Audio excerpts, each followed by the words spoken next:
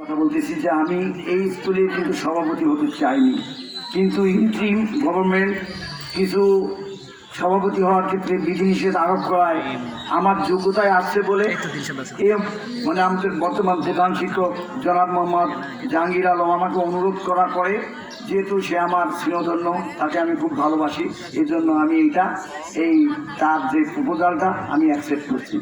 তারপর কিন্তু আমি স্কুলে আসছি, কিন্তু আমি খুব হতাশ। এখানে এই যে শিক্ষক শিক্ষার্থী এবং অভিভাবক, এই ত্রিমুখী সমস্যা এখানে আছে।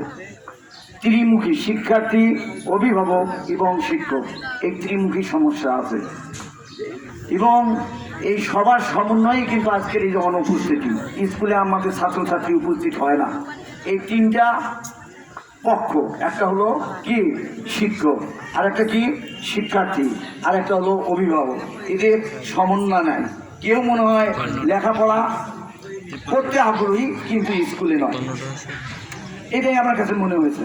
তো আমি যতদিন আছি আমি মনে করি আমাদের এখানে দল মত বর্ণ ধর্ম নির্বিশেষে সকল সুধী মহল, এই অত্র এলাকার সকল সুধী মহল, রাজনৈতিক নেতৃবৃন্দ এবং যে সাবেক সভাপতিরা, ম্যানেজিং কমিটিতে যারা ছিল, তাদের সবার আমি সহযোগিতা কামনা করি।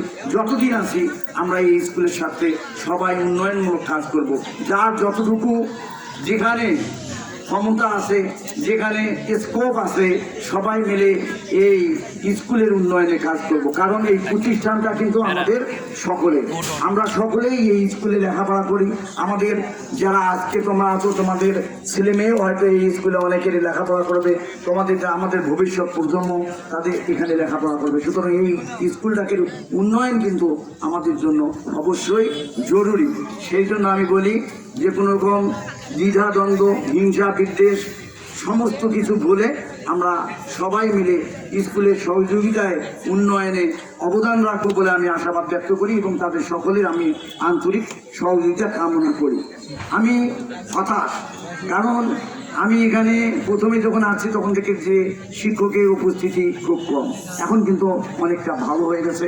তারা এখনও দেখেন আসে কিন্তু সিগনেচার করে না। আমি কিন্তু এটা মনে করছি যে শিক্ষকদের আপনারা সহযোগিতা করেন। সবচেয়ে বড় সহযোগিতা কার লাগবে? আমার শিক্ষকদের। শিক্ষকরা যদি সহযোগিতা না করি, আমরা অভিভাবক, শিক্ষার্থী কেউ কিন্তু আমরা এই স্কুলের উন্নয়ন সাধিত করতে পারবো না। এখানে একটা জিনিস বলছে যে এখানে মাঠটার লেভেল কিন্তু আপনার রাস্তা থেকে নিচু, রাস্তা থেকে বৃষ্টির পানি চলে আসে, এখানে নদীর মতো হয় বৃষ্টি হলে। আমি যার যতটুকু যেখানে আছে, যেমন মুতালিব বলল জেলা পরিষদ সাইফুল আছে, সাইফুলকে বলে যদি টাকা নিয়ে সেটা ভরাট করে দিতে পারে, এমপি সাহেবকে বলে যদি আমরা এখানে যারা আছি তারা যদি আমরা এখানে ভরাট করে নিতে পারি, যে যতটুকু পারি আমরা যদি সহযোগিতা করার মাধ্যমে শুধুমাত্র স্কুলের উন্নয়ন এবং শিক্ষার মান উন্নয়ন এইভাবে কাজ করতে পারি, তাহলে কিন্তু আমরা অনেক দূর আগায় যাব। এই জন্য আবারও আমি আপনাদের সকলকে অনুরোধ করছি, সকল কিছু ভুলে যে দ্বিধা দ্বন্দ্ব, এইগুলো হিংসা বিদ্বেষ সব কিছু ভুলে যে অন্তত স্কুলের ক্ষেত্রে আমরা সবাই আন্তরিকভাবে সহযোগিতার জন্য লাফাই পড়বো, আগায় আসবো, এটুকু আমি সবাইকে অনুরোধ করছি। এখন আমি তোমাদের উদ্দেশ্যে প্রথমেই বলছি, নকল নিয়ে কথা হয়ে গেছে। আমরা যখন এই স্কুলে ছাত্র ছিলাম সেটা হলো 1979 সালে, তখন কিন্তু নকলের মহা উৎসব ছিল। হ্যাঁ, নকলের মহা উৎসব ছিল এবং ছাত্রদের তো ছাত্ররা করতোই, নকল তো সাথে নিয়ে যেত এবং গার্জিয়ান, তারপরে ভাই ব্রাদার যা আছে সবাই জার্নাল দিয়ে নকল সাপ্লাই দিত। মাস্টাররা নিজে বলি দিত, নকল নিয়ে যায় দিত। এবং যদি বই খাতা, যদি আপনার বই যদি কেউ খুলে দেখে, এমনিটা পুরো চিন্তা ছিল। বাস্তবিক ঘটনা, সত্যি ঘটনা বলতে কোনো দোষ নাই। নকলের মহোৎসব ছিল, সেই সময় আমরা পরীক্ষার্থী ছিলাম। আল্লাহর রহমতে আমরা একটা নকলও করি নেই, বই দেখেও লেখি নেই, যা মাথায় ছিল তাই লিখছি। আমরা ওই সময় তিনজন, আতাউর, সালাম, আমি, বদরুজ্জামান, তিনজন আমরা ফার্স্ট ক্লাস পাইছিলাম। তারপর যখন আমরা কারমাইকেলে ভর্তি হইলাম, কারমাইকেলে ভর্তি হওয়ার পর কি করলাম হলো, কারমাইকেল একটা হলো খুব ভালো প্রতিষ্ঠান, বাংলাদেশের মধ্যে একটা অন্যতম ভালো শিক্ষা প্রতিষ্ঠান। এই প্রতিষ্ঠানে আমরা গেলাম, লেখাপড়া করার পর আমরা যখন পরীক্ষা দিতে গেলাম, সেটা 1981